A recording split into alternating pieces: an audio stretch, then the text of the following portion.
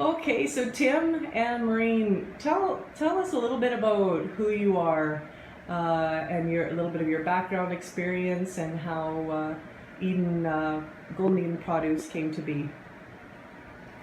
Well, we used a grain farm, and my brother and I grain farmed for 30 years, and he had other interests to move on and take over the grain farm. And it seemed like a big step for the amount of effort we could put into it with our experience. And Maureen is from the industry of grapes and whatever have you, so it was fairly new, so we felt to try and put in an even input and effort, it was going to be a bit of a struggle. So we decided our plan B of a greenhouse, and it's both new to us, but we can put in a more even effort of input and help each other out a lot more in the So green aspect. So something you're doing together then, as a Right. couple, right? And a family. We're all experiencing the learning curve together, Yeah.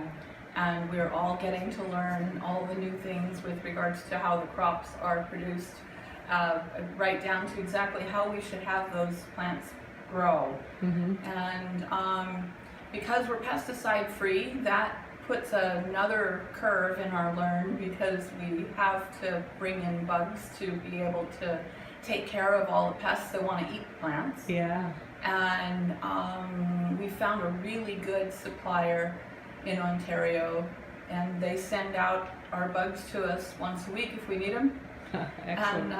And that's how we control the pests, and that's been a really big change for both of us, because we come from more conventional farming backgrounds, Yeah. where usually you use a pesticide to get rid of the pest, right? Yeah. Well, and the way the world is going too is that everybody is looking for healthier. So would you say that you're feeling a niche then, right, as far as produce? We are, and when you look at how much illness Mm-hmm. is cropping up all over, from the incredible amount of cancer to all the gastrointestinal issues going on around, everybody has something. Mhm. It has to be coming from our food. Yeah. And so we really felt like going pesticide free and non-GMO was the only way we could do it.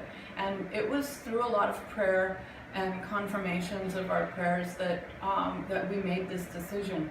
But it's been a challenge. It's been a journey, hey? Good Yes. for you. And what background do you come from, Maureen? You said grapes, right? I come from an agricultural background from the Central Valley in California. Okay. I still manage our family farm down there from Okay. 3,000 miles away. Yeah.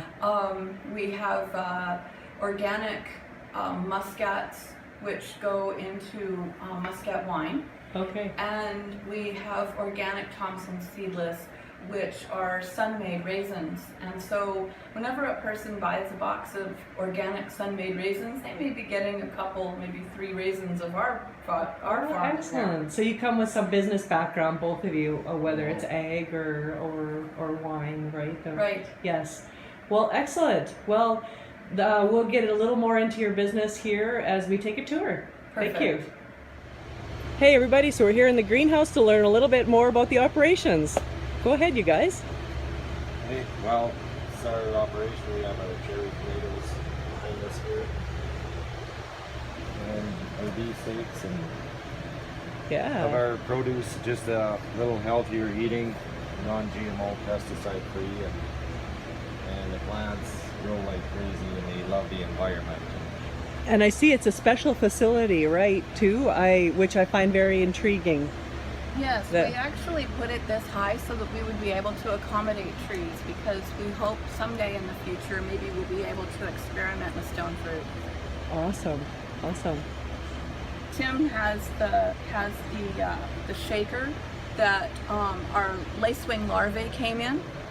Interesting. So that's what makes it non-pesticide, right? Right, because these lacewing larvae are so voracious in their eating habits that they not only will eat the pest bugs that they put in there for them to eat, but if they run out of those pest bugs, they'll eat each other. Okay. So when they give a time date on there, we have to really pay attention to make sure that those are out there on the plants. Okay. And the lacewings are special for the aphids.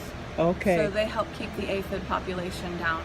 Awesome. And what have you got there in your hand, Maureen? Is Well, that the same? this is a sachet that's actually for thrips. Okay. Thrips is a little teeny tiny black fly that makes this kind of a problem on the leaves, Oh, okay. and it'll cause some blemishing, no damage, but it's cosmetically it's not good Yeah. to the fruit itself. Okay. And so we try to keep that sort of thing under. Here's an example of some of the bugs that we apply that eat other bugs. Strings that the plants grow up. Right here we're standing in the middle of the peppers. And as you can see, the peppers all start out green. These peppers will end up orange. So we adjust our plants. As you can see, all the strings are on a hook.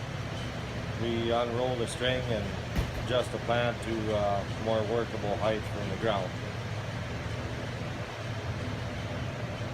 We have a hydroponic facility, and with the hydroponics, we plant the plants actually in little rock wool plugs, put them into the rock wool blocks, and then the rock wool blocks go on top of core slabs, which are cocoa fiber bags, and that's how they grow, and that's where the roots go. These are cucumbers.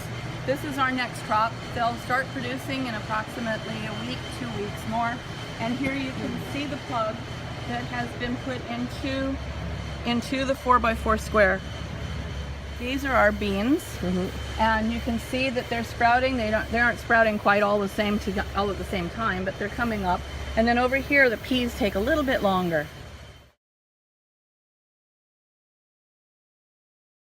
It's one of our cherry tomatoes, very juicy with your vine ripen.